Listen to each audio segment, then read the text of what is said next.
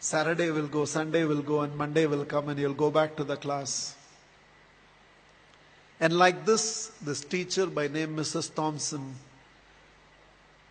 entered the class for the first time. And she had this habit of starting her class by saying, "Love you all."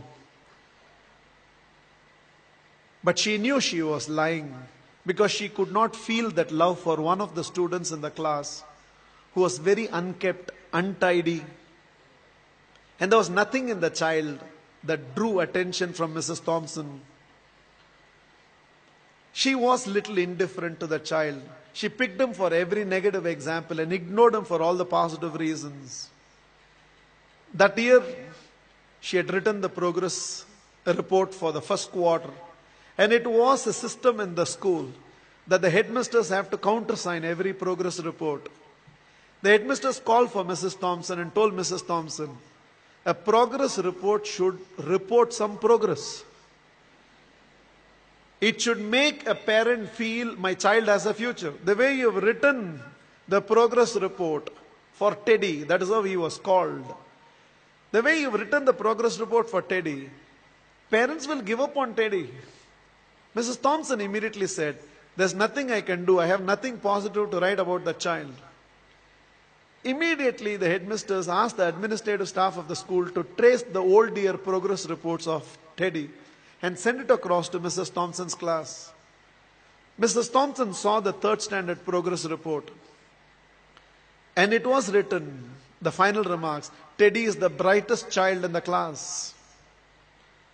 She was stunned by what she read. She saw the fourth round progress report, and progressively all the remarks suggested that Teddy's mother was suffering from terminal cancer. She is not able to give the attention she used to give to Teddy, and it's just beginning to show up on the performance of Teddy. The fifth standard progress report read, Teddy had lost his mother and along with that himself. He desperately needs help, otherwise we will lose this child. By then there were tears in the eyes of Mrs. Thompson.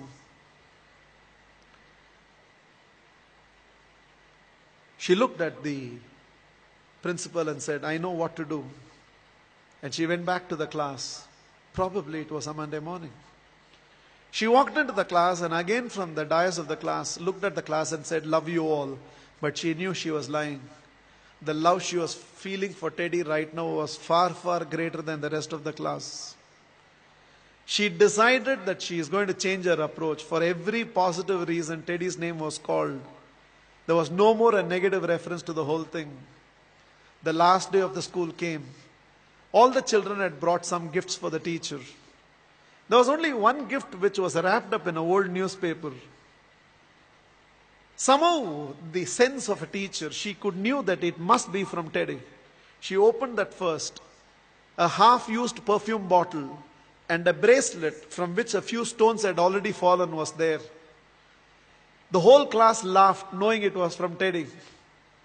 But without saying anything, Mrs. Thompson just took that half-used perfume bottle, sprayed it on her, wore that bracelet. With a quarter smile, it seems Teddy told, now you're smelling like my mother. This is the last perfume that she used before she left me. And this is what was removed from her body before she was taken into the coffin. 1 year later, end of the school, end of the year, there was a letter on Mrs. Thompson's table. I have seen few more teachers, but you're still the best teacher I've ever seen. With love, Teddy. Every year till the end of the year, Mrs. Thompson used to get this letter from Teddy. I've seen few more teachers, but you're the best teacher I've ever seen, Teddy. Years rolled by, they lost contact.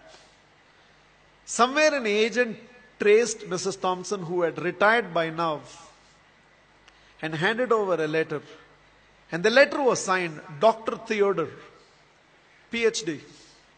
Teddy had gone on to become a PhD. And the letter read, I have seen many more people in life, Mrs. Thompson, This is your Teddy. You're still the best teacher I've ever seen. I'm getting married, and I cannot dream of getting married without your presence. Along with that enclosed were to and fro flight tickets. Mrs. Thompson couldn't resist. She no more had the perfume bottle, but she still preserved the bracelet. She wore that and went to the church. She was trying to sit in the last row, but volunteers identified and ushered her right to the front row. And right in the front row, there was a seat with a placard written, Mother. Theodore personally asked Mrs. Thompson to sit in the chair and whispered, "You are the closest to my mother that I've ever experienced. And whatever I am today, it's because of you, ma'am." The wedding happened, and after the wedding, Theodore introduced Mrs. Thompson to his newly wedded wife. Without her, I wouldn't be where I am today. There were tears in Theodore's eyes.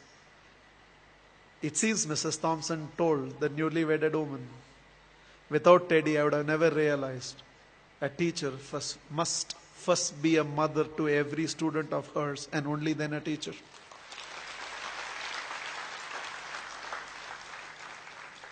This is just my request to all of you.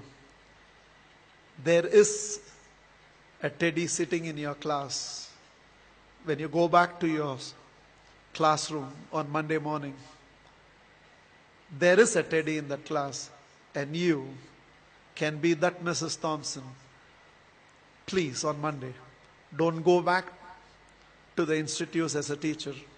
Go back as a parent who can also be a teacher and be a turning point in the life of those children. You plus me. I believe we can build a new world.